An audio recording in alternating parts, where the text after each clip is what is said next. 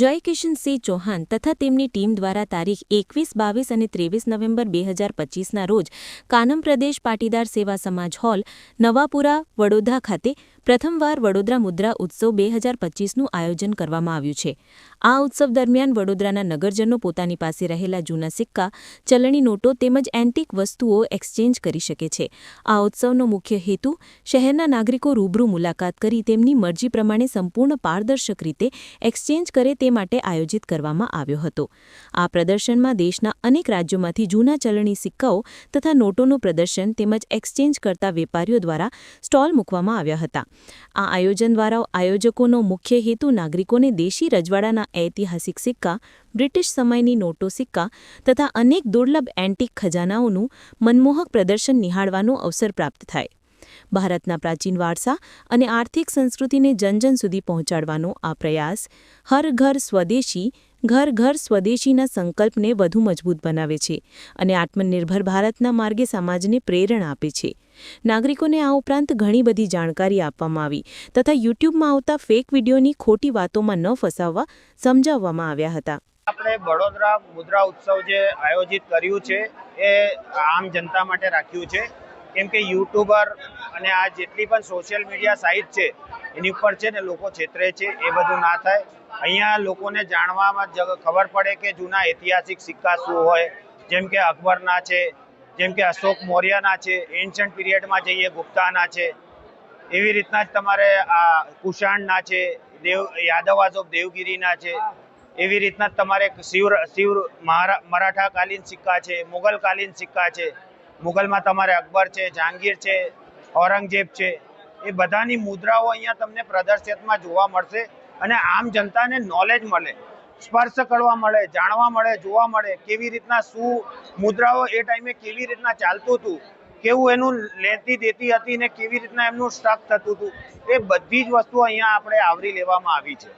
એટલે હવે તમે અહીંયા વિઝિટ કરો એવી અમારી બધાને દિલથી શુભેચ્છાઓ છે અને આપ પધારો એવું હું આગ્રહ રાખું છું. અને કાલનો દિવસ આપણે બરોડા મુદ્રા ઉત્સવ છે, એક દિવસ માટે, તો તમે અહીંયા બરોડાની આમ જનતા બધા પધારે એવી અમારી દિલથી શુભેચ્છાઓ છે સાહેબ. આ મુદ્રા ઉત્સવ બરોડામાં 2025 અમે જે યોજેલો છે 15 વર્ષ પછી.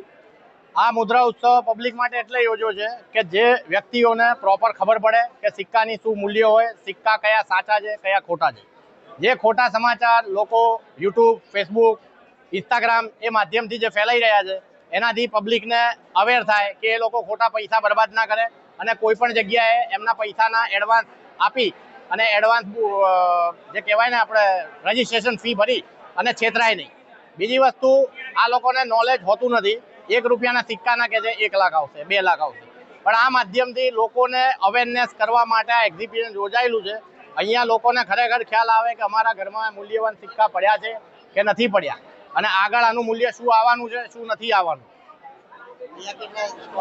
અહીંયા અમે લોકોએ ટોટલ 34 સ્ટોલ રાખેલા હતા જે પૂરેપૂરા ભરેલા છે અને એ સ્ટોલવાળા બધા આખા ઇન્ડિયામાંથી અલગ અલગ જગ્યાએથી સ્ટોલ મેમ્બર્સ આવેલા છે, જે લોકોએ એમની પ્રદર્શની વસ્તુઓનું એમણે પ્રદર્શન કરેલું છે અને એ લોકો જેટલા પણ આવ્યા છે એ લોકો વસ્તુ ખરીદી બી રહ્યા છે અને અમુક વસ્તુઓને આપી રહ્યા છે, જેનાથી લોકોને નોલેજ મળે.